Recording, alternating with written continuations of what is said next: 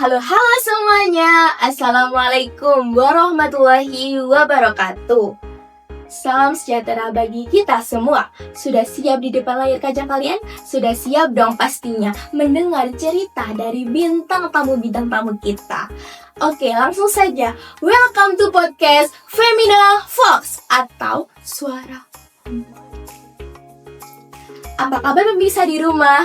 Semoga kalian tetap sehat ya guys, dan tetap semangat.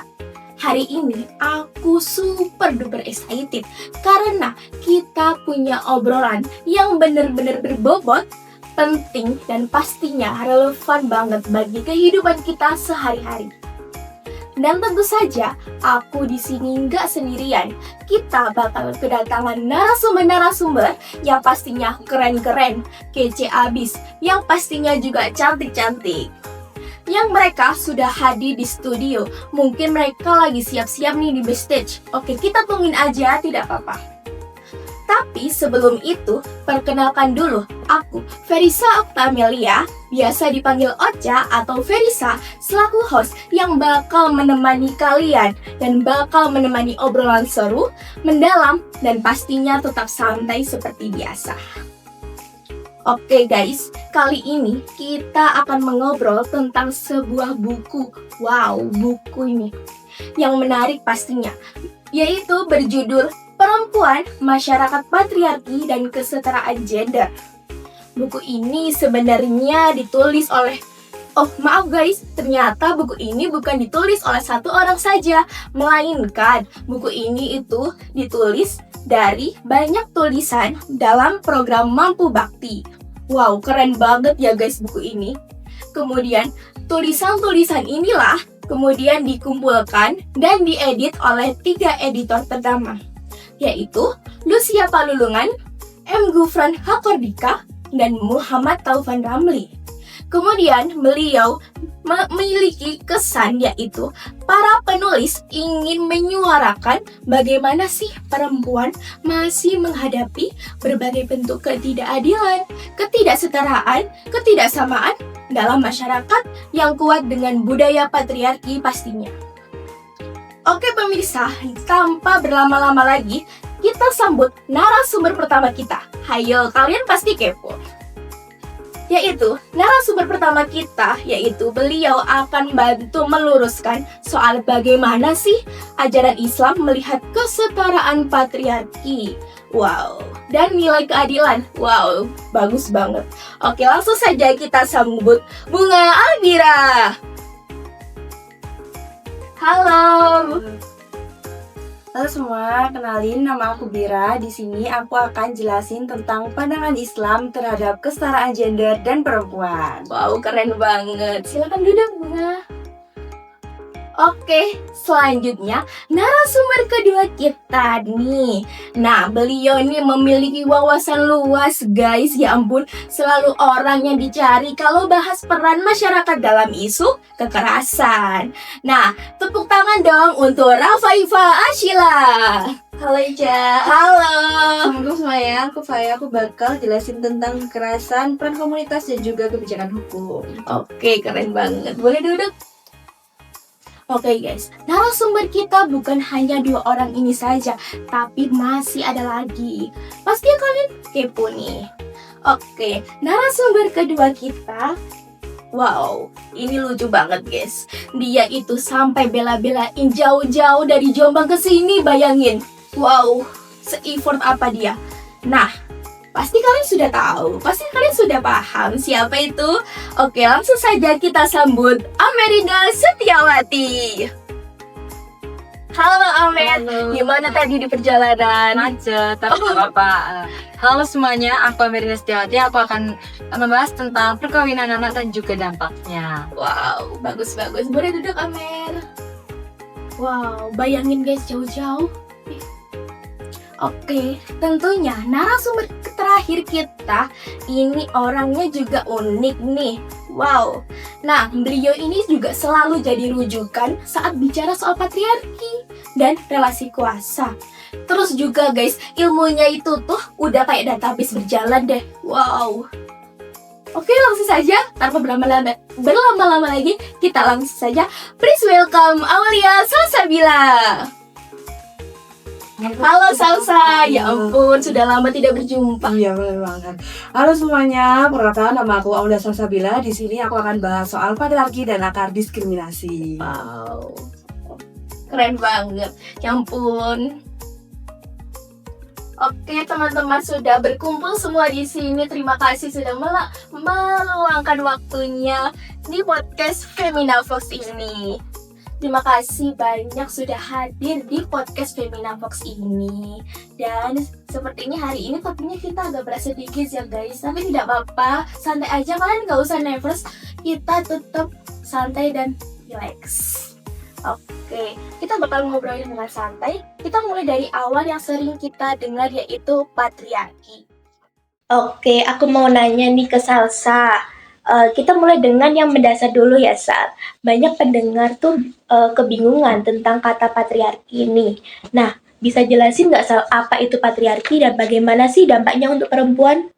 Oke, di sini saya akan menjelaskan patriarki itu sebenarnya apa. Jadi sebenarnya patriarki itu merupakan di mana laki-laki itu lebih dijunjung atau lebih berkuasa dan perempuan itu dianggap lebih rendah. Dan biasanya di situ itu perempuan hanya diidentifikasikan hanya sebagai seorang ibu dan juga seorang istri yang di mana tugasnya hanya di dapur, sumur dan juga kasur. Dan di sini tuh biasanya perempuan tuh sudah dianggap tidak layak untuk mengambil keputusan di dalam keluarga maupun di ranah publik.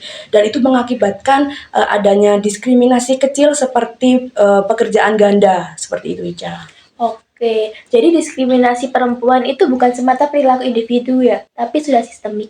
Iya, bener banget. Diskriminasi kecil itu sudah sistemik karena perempuan yang bekerja itu biasanya tuh meskipun mereka bekerja itu ya, dia itu masih dibebani untuk mengerjakan pekerjaan rumah. Dan ketika dia sukses itu biasanya banyak komentar bahwasanya nanti laki-lakinya minder. Padahal itu semuanya salah dan itu biasanya disebut dengan patriarki halus. Baik, izin menambahkan ya Salsa. Jadi, memang betul di ruang publik masih banyak wanita yang tidak mau menyuarakan aspirasinya karena takut dianggap melawan laki-laki. Padahal sebenarnya tidak, dan mungkin di zaman sekarang sudah tidak terlalu banyak yang seperti itu. Wah iya, masuk akal banget ya teman-teman. Oke, jadi sebenarnya diskriminasi itu bukan soal per orang, tapi sudah mengakar dari dalam sistem dan dianggap lumrah. Oke, ngomongin soal dampak patriarki, teman-teman, ini juga berhubungan dengan masa depan anak. Oke, sebelum lanjut ke segmen berikut, mari kita tonton cuplikan video berikut ini. Anak di Kabupaten Lumajang, Jawa Timur mengalami putus sekolah. Penyebabnya adalah ekonomi dan pernikahan dini. Pemerintah setempat berjanji akan membantu biaya pendidikan agar mereka bisa. Pernikahan dini menjadi salah satu pemicu peningkatan kasus stunting di Kota Bitung. Sesuai hasil survei standar gizi nasional, kasus stunting di Kota Bitung pada tahun 2022 meningkat 1,4%. Nah, setelah menonton video, bagaimana sih tanggapan kalian mengenai video cuplikan berita tersebut? Oke, di sini saya akan menanggapi video tersebut. Nah, perkawinan dari video-video tersebut itu terjadi karena budaya yang masih menganggap bahwa anak perempuan itu adalah tanggung jawab dari laki-laki, sehingga mereka akan cepat dinikahkan supaya aman dari sosial seperti itu, padahal mereka itu belum siap secara fisik dan juga mental. Kadang itu juga karena dari ekonomi juga ya, Mer? Iya, benar banget. Banyak orang tua yang menikahkan anaknya itu untuk mengurangi beban ekonomi. Tetapi justru menciptakan masalah baru seperti putus sekolah, tidak punya keterampilan, dan juga resiko kekerasan itu sangat banyak. Wow, miris banget ya guys dengarnya. Nah, kemudian kalau misal dampak secara jangka panjang itu apa, Mer? Resiko pada kehamilan, stunting, terus kekerasan dalam rumah tangga itu sangat tinggi ya. Makanya itu bertentangan dengan SDGs yang pertama, yaitu tentang tanpa kemiskinan, yang ketiga yaitu tentang pendidikan, keempat itu tentang kesehatan, dan lima itu tentang kesetaraan gender. Seperti itu. Benar banget, Mer. Dan dalam Islam itu pernikahan itu adalah akad dewasa. Jadi menikahkan anak yang belum cukup umur itu nggak dianjurkan dalam Islam. Oh, begitu teman-teman. Oh, juga dampaknya itu sangat banyak sekali guys. Juga nanti Bira juga menjelaskan ya dan tentang soal sudut pandang Islam. Iya, benar. Oke, terus kita lanjut ke topik kekerasan dan bagaimana sih masyarakat itu menanganinya. Faya, kalau kekerasan atau perkawinan anak itu sudah terjadi nih, banyak orang bingung harus lari ke siapa, ngadu ke siapa. Kemudian coba ceritakan ketika kekerasan atau perkawinan itu terjadi, siapa sih yang benar-benar turun tangan langsung bantu si korban? Oke, aku izin jelasin ya teman-teman. Jadi sekarang tuh sudah banyak sekali komunitas-komunitas sosial seperti shelter warga, paralegal desa, kelompok konstituen, dan P2TP2A. Mereka mendampingi korban dari tingkat desa, memberi tempat aman, dan juga menghubungkan kepada layanan hukum yang lebih lanjut. Seperti itu. Wow, keren banget ya. Ternyata itu bukan cuma kerjaan pemerintah, tapi peran masyarakat itu juga bergerak ya. Bener banget Ica. Jadi terdapat program Mampu Bakti yang membantu lahirnya peraturan desa untuk perlindungan perempuan dan anak. Kemudian memberikan pelatihan ekonomi dan juga memastikan perempuan bisa ikut musrebang serta diskusi desa seperti itu. Berarti sebenarnya kekerasan itu juga bukan cuma soal fisik aja ya? Benar, jadi kekerasan di psikologi maupun ekonomi itu sebenarnya juga sangat berdampak besar, akan tetapi seringkali di masyarakat tidak dianggap sebagai kekerasan. Maka dari itu sangat dibutuhkan edukasi seperti ini contohnya, seperti itu. Oke, bentar. Kalau gitu laki-laki apa juga dilibatkan, Fai? Oke, untuk laki-laki mereka juga pastinya dilibatkan dalam program Lelaki Peduli. Karena apabila gender yang dianggap lebih vokal dan dominan tidak ikut terlibat, maka program-program itu akan sia-sia seperti itu. Wow, keren banget cerita dari Faya. Oke teman-teman, sebelum lanjut ke segmen berikutnya nih, kita tonton lagi video cuplikan berikut ini.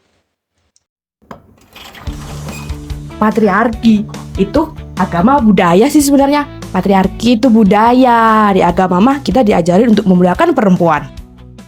Wah, setelah menonton video ini teman-teman, bagaimana sih tanggapan kalian tentang patriarki itu budaya atau agama? Nah, jadi patriarki itu merupakan budaya, bukan agama. Dan dalam Islam itu dijelaskan bahwasanya laki-laki dan perempuan itu berasal dari jiwa yang sama. Hal tersebut telah dijelaskan dalam surat An-Nisa ayat pertama. Dan Islam itu menilai manusia dari ketakwaannya, bukan dari jenis kelaminnya. Hal tersebut telah dijelaskan dalam surat Al-Hujurat ayat 13. Tapi kenapa sih banyak perempuan yang tidak boleh aktif di publik?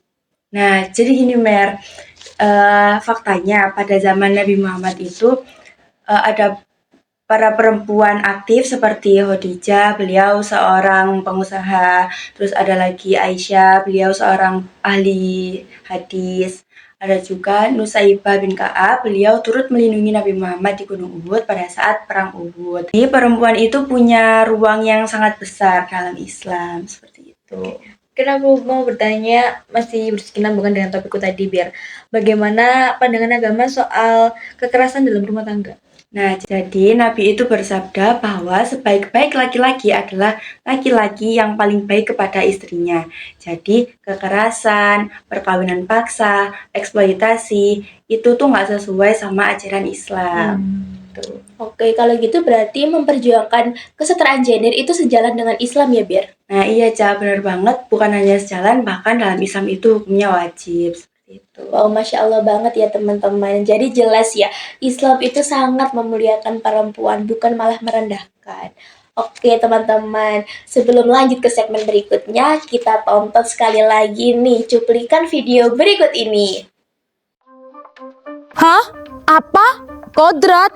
Memasak, menyapu, mencuci, itu mah bukan kodrat. Itu mah semua orang juga bisa ngelakuinnya. Kodrat wanita tuh cuma menstruasi, hamil, dan juga menyusui. Wah, setelah menonton video ini, bagaimana sih tanggapan kalian tentang kodrat itu seperti apa? Nah, berkaitan dengan video itu tadi, sebenarnya pembahasan mengenai kodrat perempuan hanya memasak dan mengurus anak itu juga krusial banget ya teman-teman. Karena yang disebut kodrat itu sebenarnya bukan pekerjaan domestik. Kodrat biologis perempuan itu cuma 3, menstruasi, mengandung, dan menyusui. Selain itu sama saja, semua manusia sama saja. Baik itu laki-laki maupun perempuan, hak dan kewajiban mereka sama, seperti itu. setuju banget ya dengan pernyataan Faya mengenai video tadi ya teman-teman, bahwasanya pekerjaan rumah itu bukan kodrat, tapi itu merupakan kesepakatan, yang dimana kesepakatan itu bisa dinegosiasi. Jadi kalau ada yang bilang bahwasanya perempuan itu masak, perempuan itu jaga anak, karena itu kan udah kodratnya, itu salah, itu bukan argumen ilmiah, melainkan itu cuma tradisi yang dibungkus seolah aturan Tuhan. Oke, bener banget. Dan pikiran semacam itulah bisa membatasi ruang perempuan bisa berekspresi baik di bidang pendidikan, karir maupun sosial. Padahal memberi perempuan ruang untuk bersuara, untuk menentukan hidupnya, itu bukan soal kesetaraan, namun soal kemanusiaan. Karena pada akhirnya perempuan yang bicara bukan yang mengancam. Nah, juga perempuan itu juga bagian dari solusi, bagian dari perubahan, dan bagian dari masa depan yang adil. Oke. Oke teman-teman, setelah mengobrol panjang dari berbagai sudut pandang nih, satu hal yang bisa kita ambil yaitu bahwa ketidakkesetaraan bukan sekedar persoalan individu, tetapi bagian dari sistem sosial yang sudah berjalan sangat lama, yaitu patriarki. Oke, meskipun istilah patriarki sering didengar paling dekat dengan konteks rumah tangga, seperti siapa yang memutuskan, siapa yang mengurus rumah tangga. Nah, kemudian karirnya nyata, sistem ini juga bekerja di ruang yang jauh lebih luas, seperti sekolah, tempat kerja, dan lain-lain. Kemudian dari pembahasan tadi, kita belajar bahwa perubahan tidak datang dari satu sisi saja, melainkan perempuan dan laki-laki harus bergerak bersama karena kesetaraan Islam sebagai agama justru menghadirkan nilai keadilan, teman-teman. Penghargaan martabat manusia itu juga penting. Nah, kemudian kesetaraan gender bukan tentang membalikkan dominasi, bukan tentang siapa yang lebih tinggi atau siapa yang lebih rendah. Nah, kemudian bagaimana setiap orang, baik perempuan maupun laki-laki, dapat hidup dengan hak yang sama. Oke teman-teman, terima kasih sudah meluangkan waktunya nih dan bisa sharing-sharing ke teman-teman semua yang ada di rumah. Dan pastinya kalian sudah masih sibuk dalam kesibukan ini bisa meluangkan waktu teman-teman, ya ampun. Oke, juga untuk teman-teman yang sudah mendengarkan nih, terima kasih sudah bertahan sampai akhir. Dan mungkin kalian gak bosen kan dengan podcast ini? Ingat teman-teman, kesetaraan itu bukan soal siapa yang lebih tinggi atau siapa yang paling rendah, tetapi soal berjalan bersama sebagai manusia yang bermartabat. Oke, sampai jumpa di episode berikutnya. Jangan lupa jaga diri, jaga sesama, dan yang pasti tetap menjadi Femina Fox. Dan terima kasih teman-teman. Terima kasih.